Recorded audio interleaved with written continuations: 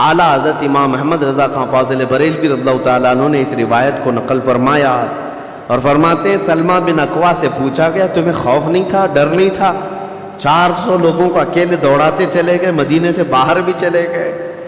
تو جانتے ہیں کون سی طاقت تھی ان کے پاس، سلمہ بن اکوع کے پاس، جو ان کو خوف سے آزاد کر رکھی تھی.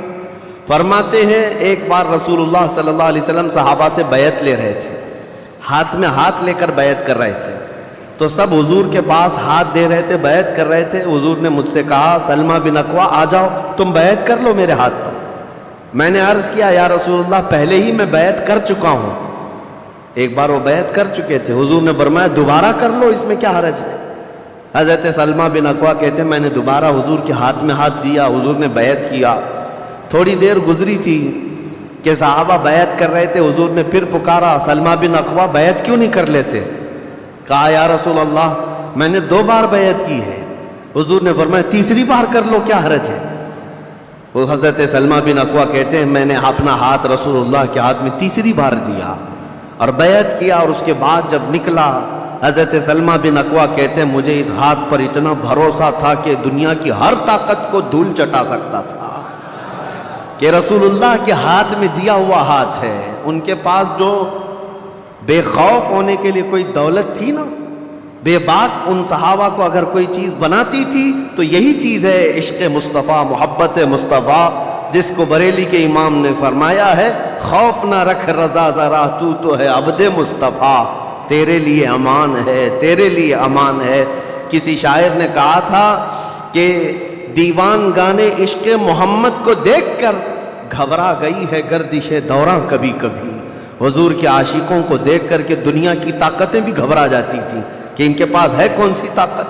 تو یہ جو چھوٹی سی جنگ واقع ہوئی اس کو ذات القرد کہتے ہیں. اس کے 3 دن کے بعد ہی خیبر کی جنگ شروع ہو گئی تھی. اب خیبر پر ہم آتے ہیں. خیبر کیا ہے؟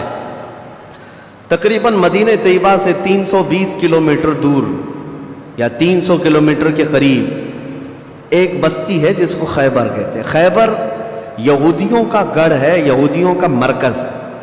اور اس وقت سے لے کر کے حضور صلی اللہ تعالیٰ علیہ وسلم کی مدینہ طیبہ آمد سے بھی کافی پہلے سے خیبر میں یہودیوں نے ایسا اپنا وہ جمایا ہوا تھا کہ پورے عرب کے سب سے بڑے مالدار یہودی خیبر میں رہتے تھے اور جنگی طاقت بھی سب سے زیادہ ان کے پاس تھی. اور غرور اور گھمنڈ اتنا تھا، پیسوں پر بھی اور جنگ پر بھی، طاقت پر بھی، کہ وہ کسی کو بھی ڈرا دیتے تھے. اور جب سے نبی پاک صلی اللہ علیہ وسلم مدینہ طیبہ آئے ان کی دشمنی اتنی بڑھ گئی تھی کہ آپ کو معلوم ہونا چاہیے کہ جو جنگ خندق ہوئی تھی اس کا واقعہ بھی میں نے تفصیل سے بتا دیا. مدینہ طیبہ جنگ خندق جس وجہ سے ہوئی اس کا سبب یہودی تھے.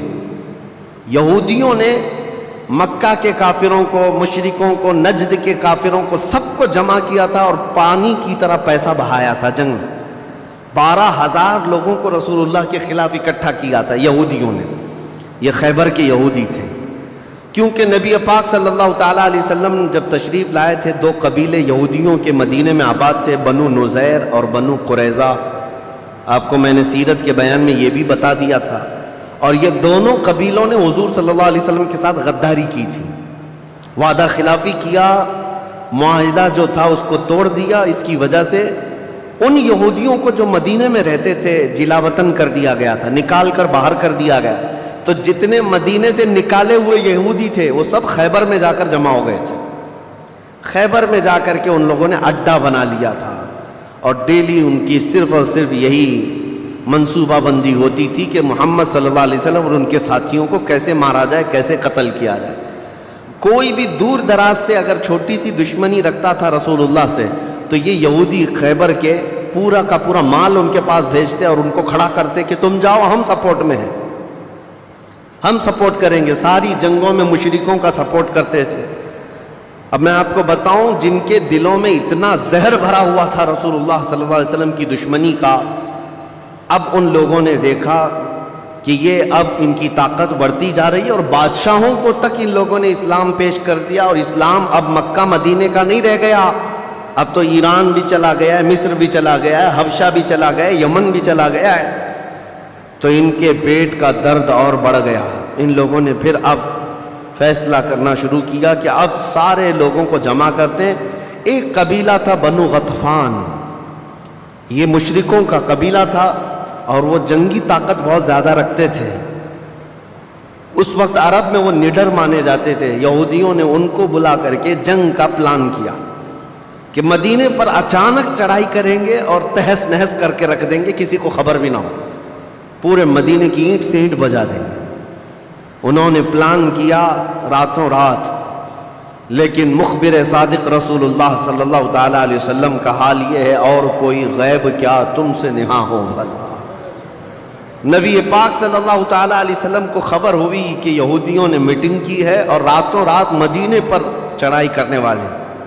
دوسرے دن حضور پاک صلی اللہ تعالیٰ علیہ وسلم نے صحابہ کو جمع کیا، تو جتنے صحابہ تھے سب جمع ہو گئے، تقریباً 1600 صحابہ تھے۔ کتنے؟ 1600 صحابہ۔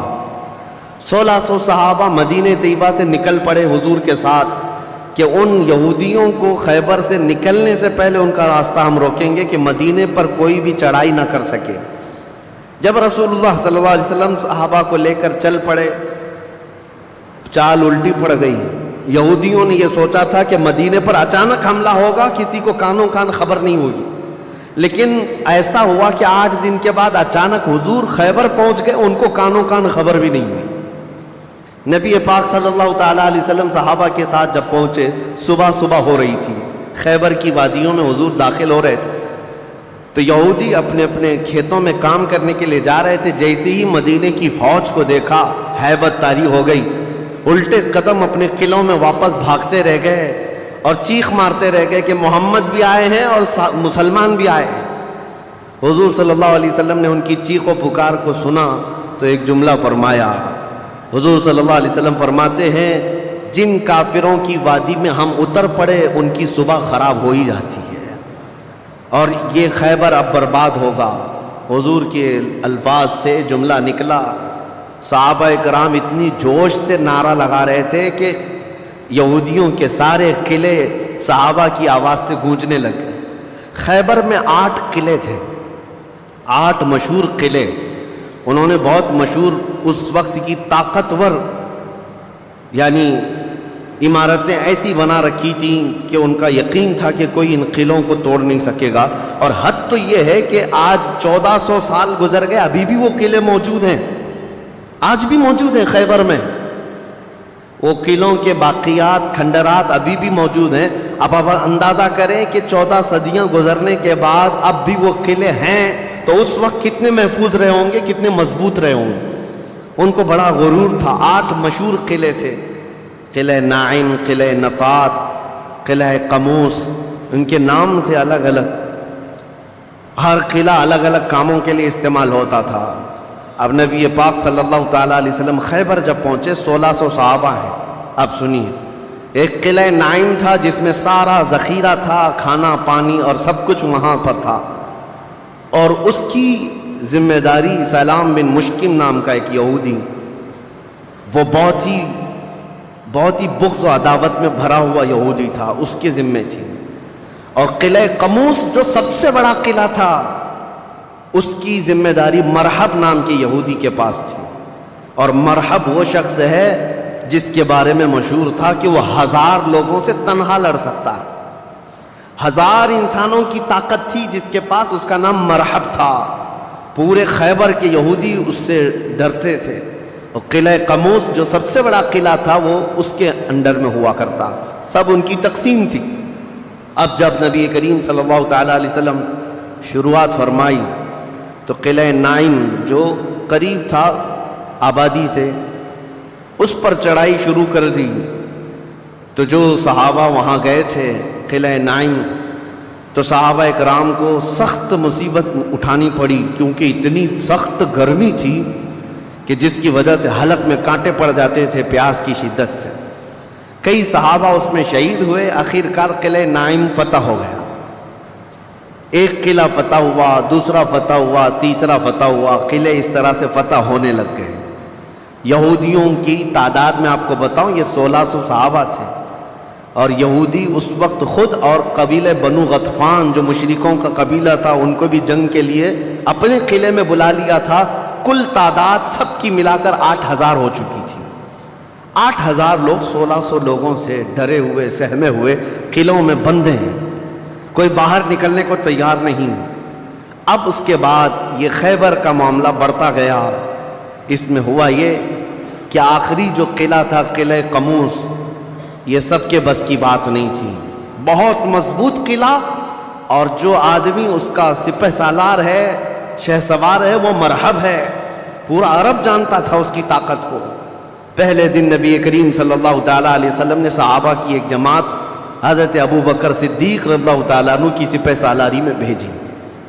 حضرت ابو بکر صدیق آئے, بہت ہی جاں بازی اور بہادری کے ساتھ لڑائی کی, لیکن وہ اتنا سخت تھا کہ یہودیوں کی طرف سے بہت سخت طریقے سے ڈیفنس ہوتا تھا. صحابہ پیچھے ہٹ گئے, کچھ شہید ہوئے, کچھ زخمی ہوئے, واپس آئے. پھر دوسرے دن سیدنا عمر ابن خطاب رضی اللہ تعالیٰ عنہ کے حوالے حضور صلی اللہ علیہ وسلم نے فرمایا. حضرت عمر فاروق رضی اللہ تعالیٰ عنہ گئے, صحابہ کی ایک جماعت تھی, لیکن آج کا دن اور زیادہ سخت ہو گیا. سارے یہودیوں نے اپنی طاقت جھونک دی قلعہ قموس کو بچانے کے لیے. حضرت عمر فاروق رضی اللہ تعالیٰ عنہ صحابہ کی جماعت کو لے کر شام میں واپس آ گئے. اب یہ محاصرہ بڑھ گیا, 20 دن چلا کنٹینیو محاصرہ ان قلعوں کا, لیکن فتح ہونے کا نام نہیں تھا. جلال پیغمبری کو دیکھیں, صحابہ 20 دن سے تپتی ہوئی گرمی میں مدینے سے 300 کلومیٹر باہر ہیں. عرض کیا یا رسول اللہ صلی اللہ علیہ وسلم, ہماری منزل ابھی کہاں ہے, کب تک ہے؟ رات کا وقت تھا, نبی کریم صلی اللہ تعالیٰ علیہ وسلم جلال میں تھے. ارشاد فرمایا لَأُعْطِيَنَّ غَدًا رَایَةً رَجُلًا يُحِبُّهُ اللَّهُ وَرَسُولُهُ. حضور اکرم صلی اللہ تعالیٰ علیہ وسلم فرماتے ہیں, کل کے دن میں اپنا جھنڈا ایک ایسے آدمی کو دوں گا جس سے اللہ اور اس کے رسول محبت کرتے ہیں, اور اللہ اس کے رسول جس سے محبت کرتے ہیں وہ خود بھی اللہ اس کے رسول سے محبت کرتا ہے.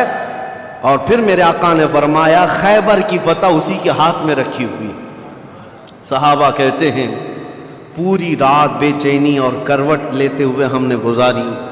نبی پاک نے بشارت دی ہے تو اب تو ہونا ہی ہے. حضور نے فرما دیا ہے کہ میں کل اپنا جھنڈا اس آدمی کے ہاتھ میں دوں گا جس کو اللہ اور اس کے رسول محبت کرتے ہیں. صحابہ کہتے ہیں, حضرت عمر فاروق رضی اللہ تعالیٰ عنہ فرماتے میری آنکھ تک نہ لگی پوری رات, اور اس تمنا میں کہ صبح ہوگی تو حضور صلی اللہ علیہ وسلم وہ جھنڈا مجھے دے دیں. کہ اس میں 3 بشارتیں تھیں. ایک بشارت یہ تھی کہ وہ شخص جس کو میں جھنڈا دوں گا وہ اللہ اور رسول سے بہت محبت کرتا ہے. دوسری بشارت یہ تھی کہ اللہ خود اس سے محبت کرتا ہے. تیسری بشارت یہ تھی کہ اسی کے ہاتھ میں خیبر کی فتح رکھی ہے. حضرت عمر کہتے ہیں پوری رات پلک بھی جھپکا نہیں, اسی آس میں اسی امید میں پوری رات گزاری. پورے صحابہ کا یہی حال تھا. صبح جب ہوئی دوڑے دوڑے نبی کریم صلی اللہ تعالیٰ علیہ وسلم کی جلوں میں حاضر ہوئے. اللہ کے حبیب صلی اللہ علیہ وسلم کے ہاتھ میں پرچم تھا, جھنڈا تھا, اب جنگ کے لیے روانہ کرنا تھا. نبی کریم صلی اللہ علیہ وسلم کے سامنے صحابہ کی فوج ہے. سارے صحابہ گردنیں اونچی کر کر کے دیکھ رہے ہیں, لیکن نبی پاک صلی اللہ تعالیٰ علیہ وسلم نے اس بھرے مجمع میں اعلان فرمایا علی کہاں ہے, علی کہاں ہے. اس مجمع میں حضرت علی نہیں ہے. صحابہ نے کہا یا رسول اللہ وہ بخار میں ہیں, بیمار ہیں اور آشوب چشم ہے, آنکھیں لال ہو چکی ہیں, آنکھوں سے پانی آ رہا ہے. نبی کریم صلی اللہ علیہ وسلم نے فرمایا لاؤ, اسی حالت میں بلا لاؤ. صحابہ گئے, حضرت علی کو بلا لائے.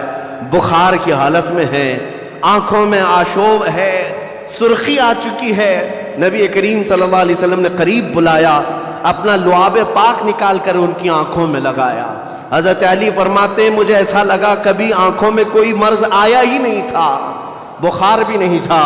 نبی کریم صلی اللہ تعالیٰ علیہ وسلم نے اپنے ہاتھ میں موجود پرچم حیدر کرار کے ہاتھ میں دیا, کہا جاؤ علی تمہارے ہاتھ میں اللہ نے فتح رکھی ہے.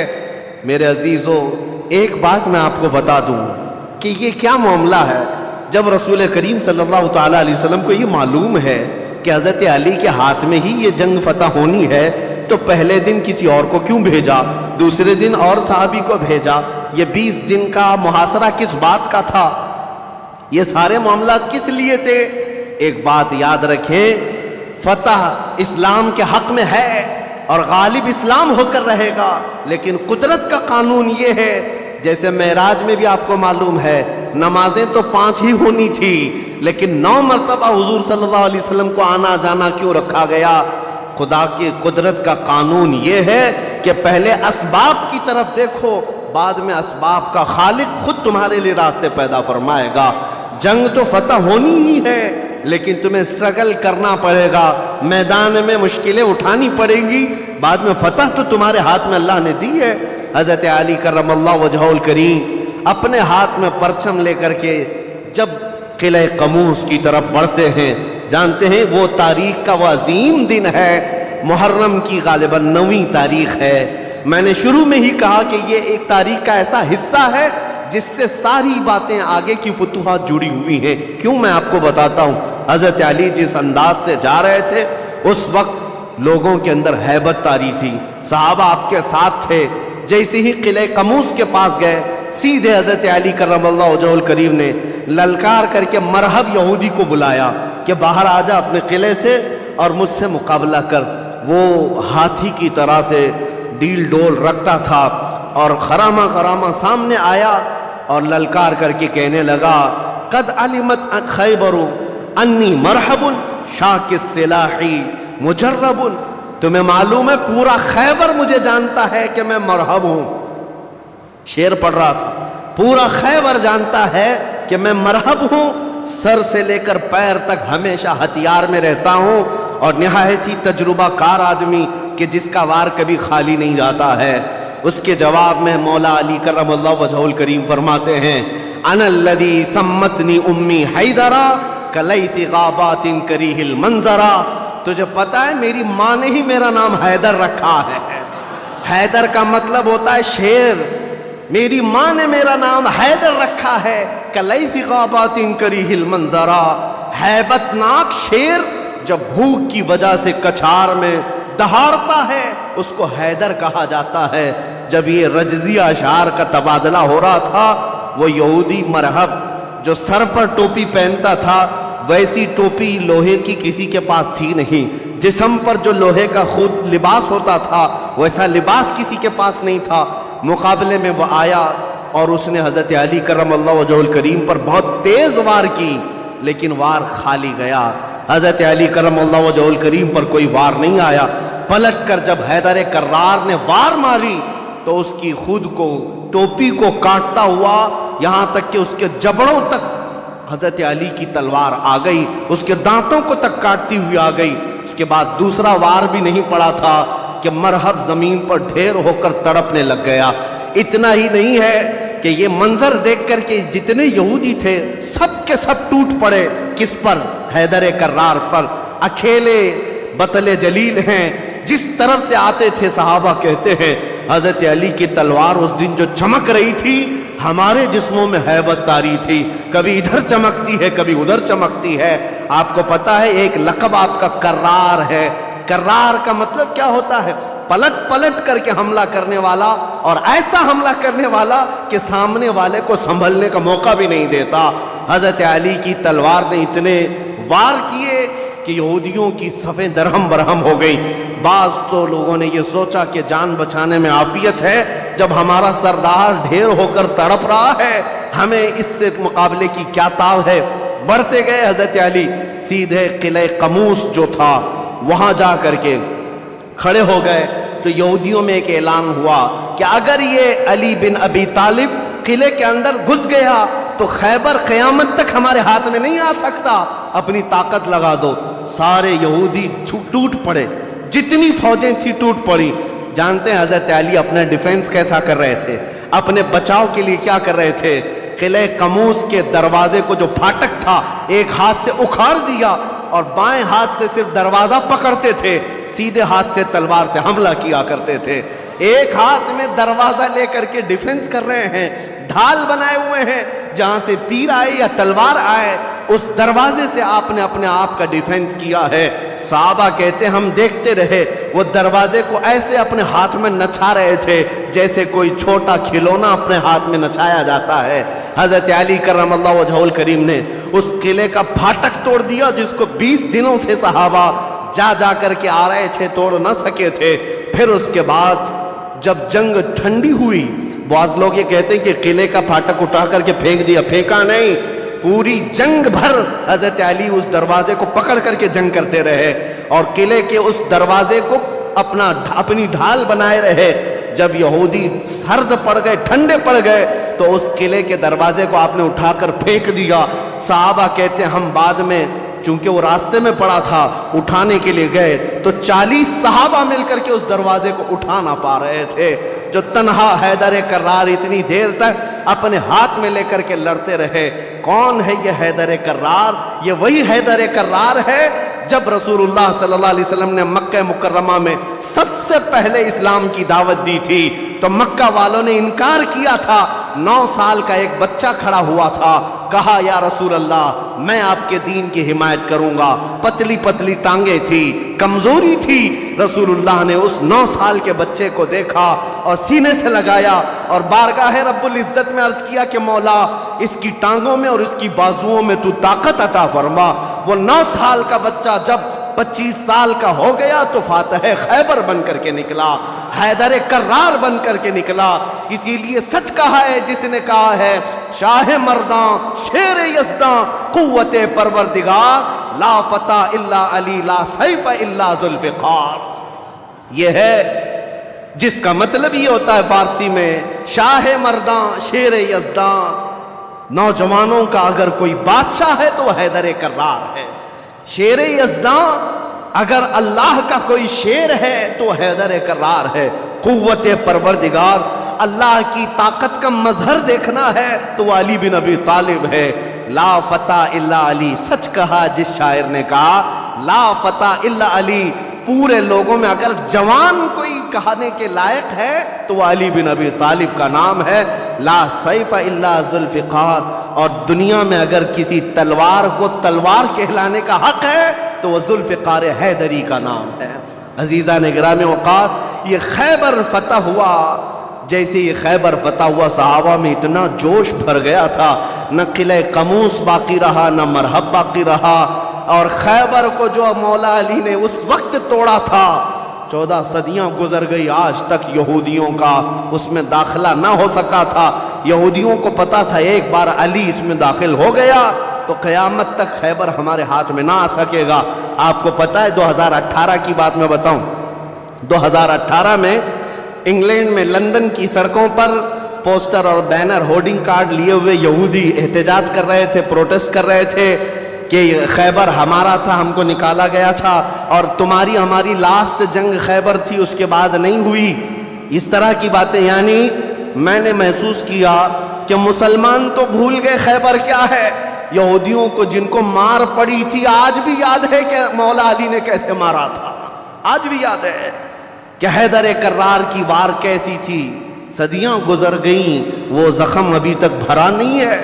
اسی لیے میرے عزیزو، آپ کو دیکھنا چاہیے کہ گریٹر اسرائیل کا نقشہ جو انہوں نے بنایا ہے، اسرائیل جو آج فلسطین کے حصے میں زبردستی قبضہ کیا ہوا ایک چھوٹا سا ملک، ناجائز قبضہ، انہوں نے جو اپنے خوابوں کا ایک نقشہ بنایا ہے کہ اسرائیل کہاں تک ہوگا، انٹرنیٹ پر دیکھیں گے تو آپ محسوس کریں گے انہوں نے گریٹر اسرائیل کا نقشہ جو بنایا اس میں خیبر بھی شامل کیا ہے کہ خیبر تک، مدینے کی وادیوں تک ان کو اسرائیل بنانا ہے، جہاں سے ہم نکلے تھے وہاں واپس آئیں گے۔ لیکن انشاءاللہ العزیز ایسا کبھی نہیں ہوگا۔ مولا علی کرم اللہ وجہہ الکریم کی وار جو پڑی تھی وہ قیامت تک تازہ رہے گی انشاءاللہ۔ میرے عزیزو، خیبر فتح ہونے کے بعد اب عدل مصطفیٰ کو بھی دیکھو۔ نبی کریم صلی اللہ تعالیٰ علیہ وسلم، یہ وہ یہودی ہیں جو ساری جنگوں میں جڑ کا کام کرتے رہے، جڑ کا کام کرتے رہے، لوگوں کو بھڑکانے میں، حضور کے خلاف دشمنی پر ابھارنے میں، پیسہ بہانے میں، سب کام کرتے رہے۔ آج سب ٹوٹ کر بکھر گئے۔ نبی کریم صلی اللہ تعالیٰ علیہ وسلم کو اب کیا کرنا تھا؟ حضور صلی اللہ علیہ وسلم نے دوسرے دن جب صحابہ سے مشورہ لیا، صحابہ نے عرض کیا جیسے ان کو مدینے سے بھگایا گیا تھا، خیبر سے بھی نکال دیں، یہاں سے بھی نکال کر ان کو جلا وطن کر دیں۔ لیکن وہ مصطفیٰ کریم صلی اللہ تعالیٰ علیہ وسلم جو عظیم اخلاق لے کر کے زمین پر تشریف لائے، خیبر کے یہودیوں سے پوچھا کہ تم کو جلا وطن کیا گیا تھا اور تم نے بار بار ایگریمنٹ توڑا، معاہدے توڑے، اب یہاں سے بھی تمہیں جلا وطن کرنے کا مشورہ آیا ہے صحابہ سے۔ یہودیوں نے رونا دھونا شروع کیا اور کہا آپ اللہ کے نبی محمد مصطفیٰ صلی اللہ علیہ وسلم عدل کے شہسوار ہیں، ہمیں موقع عطا کریں، ہم خیبر چھوڑ کر جانا نہیں چاہتے، ہماری زمینیں ہمیں دے دیں، لیکن سال بھر میں جتنی بھی اس کی آمد ہوگی اس کا آدھا ہم مدینے پہنچا دیں گے، کھجوریں ہوں، فصلیں ہوں۔ نبی کریم صلی اللہ تعالیٰ علیہ وسلم نے سب کو معاف کر دیا، خیبر ان کے حوالے کر دیا، اور پھر وہ آدھا حصہ مدینہ طیبہ ہر سال دینے کے لیے راضی ہو گئے، اور اس پر حضور صلی اللہ علیہ وسلم نے فیصلہ فرما لیا۔ اب اتنی بات نہیں، حضرت عبداللہ بن رواحہ رضی اللہ تعالیٰ ہر سال جب یہ خیبر آتے یا ایک دوسرے صحابی یہ آدھا حصہ لینے کے لیے آتے تھے تو پورے خیبر کے یہودی مال جمع کرتے، اس میں آدھا آدھا حضرت عبداللہ فرما دیتے، اور اس کے بعد یہ نہیں ہے کہ لے کر کے نکل جاتے، سارے یہودیوں کو جمع کرتے، کہا میں نے پورے مال کا آدھا آدھا کیا ہے، ان میں سے جو حصہ تمہیں پسند ہے وہ رکھ لو، باقی مدینے بھیج دو۔ یہودی کہتے ہیں ایسا عدل ہم نے کہیں دیکھا ہی نہیں کہ ہمیں پہلے کہہ دیا جائے، ورنہ کوئی بھی ہوتا حاکم تو اچھا مال اٹھا لیتا اور برا مال چھوڑ کے چلا جاتا۔ یہ رسول اللہ کے صحابہ تھے، کہتے جو تمہیں پسند ہے وہ رکھ لو، جو چھوٹ گیا وہ مدینے بھیج دو۔ اتنے ہونے کے باوجود بھی حضور صلی اللہ تعالیٰ علیہ وسلم کے ساتھ انہوں نے کیا کیا؟ حضور 3 دن کے بعد خیبر سے نکل رہے تھے، زینب نام کی خاتون تھی جس کا شوہر قتل ہو گیا تھا، وہ حضور صلی اللہ تعالیٰ علیہ وسلم کے پاس بڑی محبت لے کر کے آئی، بہت محبت کے ساتھ، اور یوں کہا کہ میں آپ کی پیروکار ہوں، بڑی مشتاق تھی آپ کے دیکھنے کی، آپ میرے گھر تشریف لائیں۔ حضور صلی اللہ تعالیٰ علیہ وسلم کو اور کچھ صحابہ کو اس نے اپنے گھر پر دعوت کی، اور دعوت کیا کیا؟ کھانے میں اور گوشت میں نہایت ہی خطرناک زہر ملایا اور حضور صلی اللہ تعالیٰ علیہ وسلم کو زہر دیا۔ جو صحابہ موجود تھے حضور صلی اللہ علیہ وسلم کے ساتھ دعوت میں، جیسی حضور نے پہلا لقمہ اٹھایا، جو گوشت کی بوٹی تھی یا جو لقمہ تھا وہی بول پڑا رسول اللہ صلی اللہ علیہ وسلم کہ مجھ میں زہر ملا ہوا ہے۔ نبی کریم صلی اللہ تعالیٰ علیہ وسلم نے ابھی اپنی زبان پر لگایا ہی تھا، نکال کر پھینک دیا، لیکن دوسرے ایک صحابی حضور سے پہلے پیٹ بھر کر کھا چکے تھے اور وہ زہر کے اثر سے فوراً ہی شہید ہو گئے۔ یہ یہودیوں نے حضور کے معافی کے بعد، اعلان کے بعد پھر بھی یہ ہرزہ سرائیاں، یہ سارے کام کرتے رہے اور آج تک کرتے آئے۔ آج تک نبی کریم صلی اللہ تعالیٰ علیہ وسلم نے اس کے باوجود معلوم ہونے کے بعد یہودیوں کو بلایا کہ اس خاتون کا کیا کیا جائے۔ اس نے اقرار کر لیا، کہا کہ ہاں ہم نے زہر ملایا تھا۔ کہا کیوں؟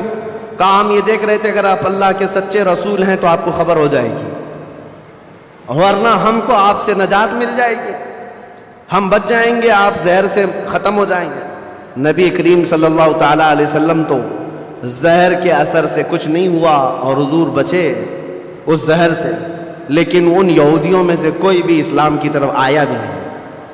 نبی کریم صلی اللہ تعالیٰ علیہ وسلم نے اس خاتون سے بدلہ نہیں لیا، اسے معاف کر دیا۔ اپنی ذات کے لیے حضور نے کبھی بدلہ لیا ہی نہیں۔